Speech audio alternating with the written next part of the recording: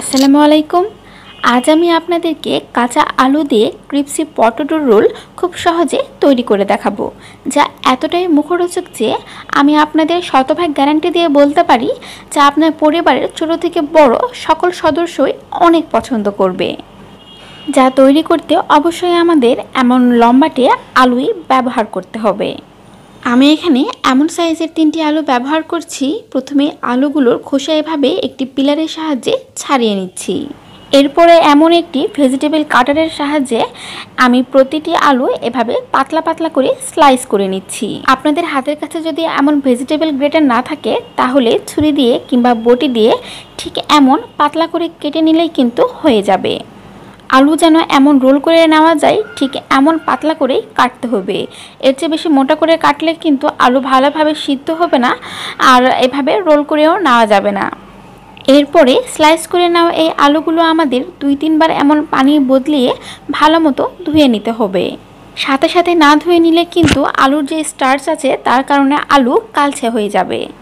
এরপরে সাথে সাথে এমন একটি ছাঁকনির উপরে সবগুলো স্লাইস করা ধুয়ে নেওয়া আলু উঠিয়ে নিতে হবে, যাতে করে এক্সট্রা যে পানি আছে তা ঝরে যায়।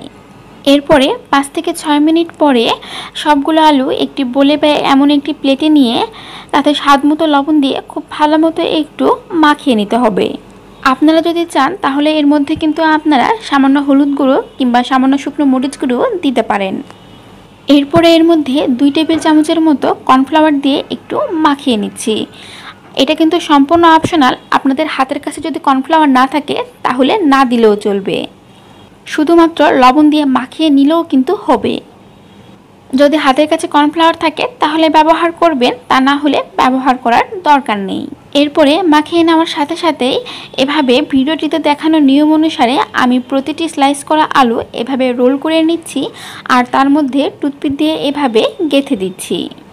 আপনারা কিন্তু চাইলে এখানে একটি টুথপিকের মধ্যে 2 থেকে 3টি এভাবে আলু রোল করেও দিতে পারেন, তবে আমি একটি একটি করে দিচ্ছি, এতে করে ভাজতে আমার সুবিধা হবে। আশা করছি আজকের এই রেসিপিটি আপনাদের ভালো লাগছে। ভালো লেগে থাকলে প্লিজ একটি লাইক আর সাবস্ক্রাইব করতে কিন্তু ভুলবেন না।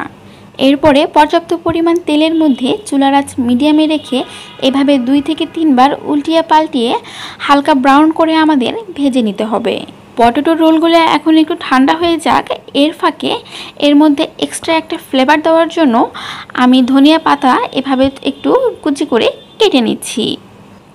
এখন এই কেটে নেওয়া ধনিয়া পাতা একটি কড়াইয়ে অল্প একটু তেল দিয়ে তার মধ্যে দিয়ে হালকা করে জাস্ট 30 সেকেন্ডের জন্য একটু ফ্রাই করে নিচ্ছি।